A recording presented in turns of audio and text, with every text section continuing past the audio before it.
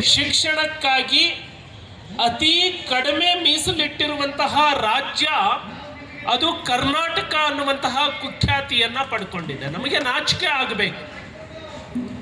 ಶಿಕ್ಷಣದ ಬಗ್ಗೆ ಮಾತನಾಡುವಂತಹ ವ್ಯಕ್ತಿಗಳು ಶಿಕ್ಷಣಕ್ಕೆ ಒತ್ತು ಕೊಡಬೇಕು, ಶಿಕ್ಷಣಕ್ಕೆ ಆದ್ಯತೆ ಕೊಡಬೇಕು ಅಂತ ಹೇಳುವಂತಹ ಈ ದಿನಮಾನಗಳಲ್ಲಿ ಅಭಿವೃದ್ಧಿಯಲ್ಲಿ, ಆದಾಯದಲ್ಲಿ ಬಹಳ ಮುಂದೆ ಇರುವಂತಹ ರಾಜ್ಯ ಸರ್ಕಾರ ಈ ಕರ್ನಾಟಕ ರಾಜ್ಯದಲ್ಲಿ ಇಡೀ ದೇಶದಲ್ಲೇ ತೆಲಂಗಾಣ ಎಷ್ಟು ಶಿಕ್ಷಣಕ್ಕೆ ಮೀಸಲಿಟ್ಟಿದೆ ಹಣ, ಬಿಹಾರ ಎಷ್ಟು ಶಿಕ್ಷಣಕ್ಕೆ ಮೀಸಲಿಟ್ಟಿದೆ ಹಣ, ಅದಕ್ಕಿಂತ ಕಡಿಮೆ ಮೀಸಲಿಡೋದ್ರ ಮೂಲಕ ಶಿಕ್ಷಣವನ್ನು ಸಂಪೂರ್ಣವಾಗಿ ಕಡೆಗಣನೆ ಮಾಡಿದ ಸರ್ಕಾರ ಯಾವುದು ಅಂದರೆ ಅದು ಈಗ ಇರುವಂತಹ ಅಸ್ತಿತ್ವದಲ್ಲಿರುವಂತಹ ಕಾಂಗ್ರೆಸ್ ಸರ್ಕಾರ.